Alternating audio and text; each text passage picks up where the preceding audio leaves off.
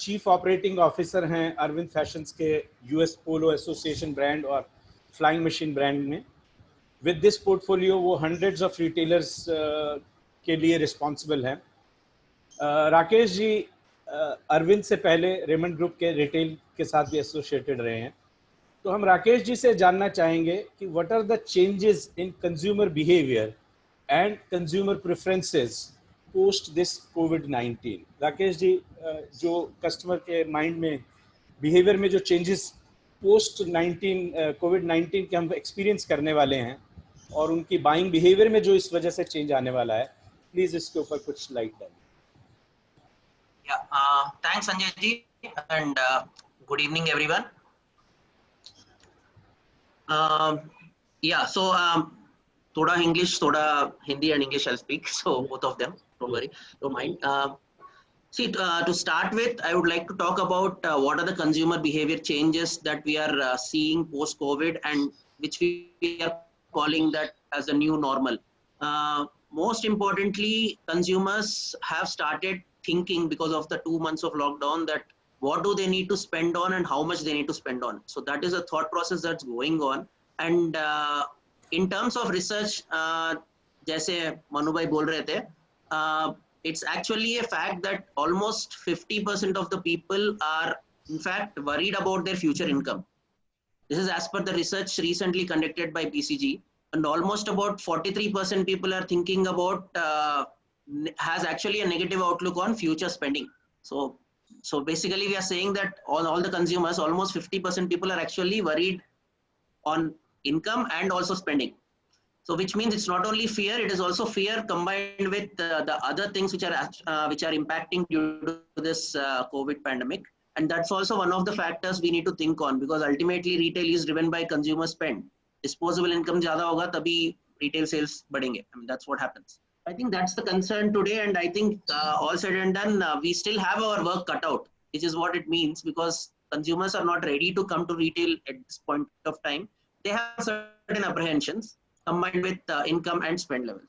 Now coming to what I would like to touch upon few points which I think talk about what changed consumer behavior because of COVID. So one of the clear things that people are opting for is that, I mean, I'll not say clearly that, but is on online shopping for that matter. Basically due to convenience. It's not just because of some offer is coming in or something, but it is because they don't want to step out. So when the situation is that, I think stores from, I mean, all of us retailers point of view should look from an online to offline combined integrated approach. So maybe we have to start adapting technology and adopting technology.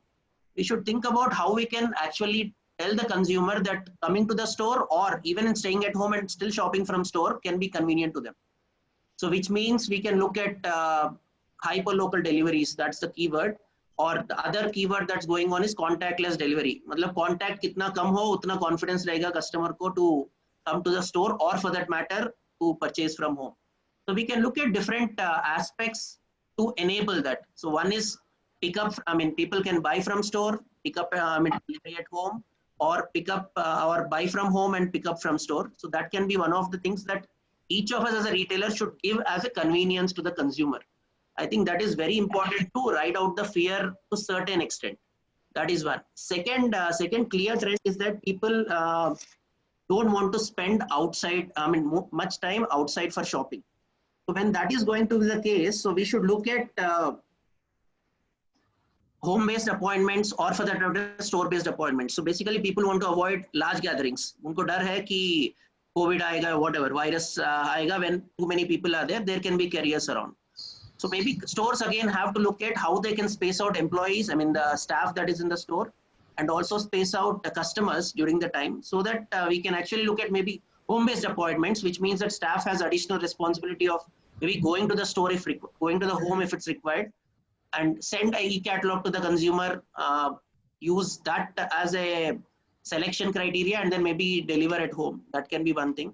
Or the reverse, saying that if you want to come to the store and have the experience, maybe give them a slot, time slot, so that they can come and they don't have too many people in the store. So basically the idea is to give confidence to the consumer that in the store, whenever you are there, there is no chance of maybe getting the virus, or at least the confidence that we are cleaning the store, the environment that you're going to shop is very healthy.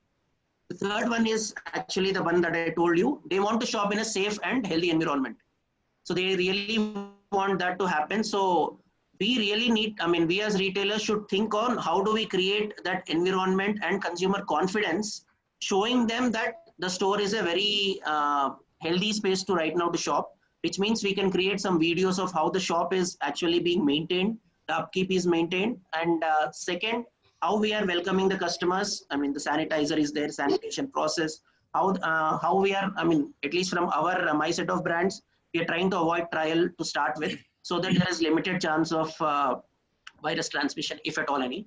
So, I mean, what are the measures that every store or every retailer is looking at, and what is he taking to ensure that when the customer comes, it is a safe environment too? We should ideally use right now digital media, maybe a WhatsApp or a Facebook or social media to convey that message. I think that will bring in some confidence to people, because all said and done, a lot of people still are going to supermarkets to buy essentials. It's not that everyone have converted completely to online. So if you can give them confidence that store also is a safe environment, I'm sure when people want to buy, they will come in and buy. Fourth important aspect that we see is that since people are not coming in, obviously there'll be less walk-ins initially in the store. But again, the customer who comes will be a decisive customer. He will not be an impulse purchase customer. Like window shopping is of bygone days, maybe for at least next 3-4 months. People who want to come will actually think about buying and then coming in. So it's a good chance for all of us retailers to actually improve our KPIs. I mean, create more core range or availability of core in the store. And second is more relevant products that they will need in this period of time. So if we can actually make the assortment relevant for them, and of course value for money is also important, I think people will slowly come in, and of course word of mouth will also help. Because if someone has come to a store and has seen that everything was fine and he's gone back, he will tell 10 other people. So then they will also look at coming to the store. So I think these are the 4 changes that are clearly seen in terms of consumer behavior. And lastly, I feel that each one of us should definitely not run away from technology. We should try to adopt and adapt technology. It's very important because, I mean, in whatever way we can. I mean, I'm not saying that everyone has to do everything, every part of technology, but whatever at our level, e-catalog can still happen at a smaller MBO level as well. So they have to figure out and send to their consumers. So at every level, each of us have to adopt and adapt technology to actually reach out to the consumers, build confidence, and then maybe after that, they will start coming in with greater confidence to the stores. That's what, in short, what I want to tell. Yeah, Rakesh ji, but I understand आपने कुछ confidence building measures का mention किया, और आपने शुरुआत में एक report की डिस्कशन की कि 50% लोग अपनी फ्यूचर इनकम के बारे में इनसिक्योर फील कर रहे हैं, और 43% लोग नेगेटिव आउटलुक है एज ऑफ नाउ स्पेंडिंग पर. तो ये I feel this is a general observation और a general research output in terms of fashion or in terms of apparel, which is being considered as a non-essential product.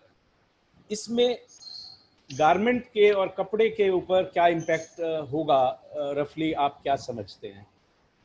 See, as I said, the first statement, I mean, people are right now looking at essentials. Essentials means staples and household supplies. That will be the top of their list. Apparel or fashion is, I think, maybe a 5th or 6th item at this point of time in their list. But all said and done, I mean, from our personal experience, we have opened few stores in the last 10 days to 20 days. And we have seen that there is demand. People are coming in. Of course, less walk-ins, but whoever are coming in are decisive and are buying in. So I think the world is not over, according to me, for apparel or fashion retail. There is enough optimism that needs to be put, and we need to basically try to reach out to consumers, because there is definitely a need. It might be latent at this point of time because they don't want to, it's not an essential. But if we keep reaching out to them, I'm sure they will, I mean, the demand will come back. It will take some time, but I think it will come back. Thank you, Rakesh ji. We have with us my friend Mr. Vipul Mathur. He, as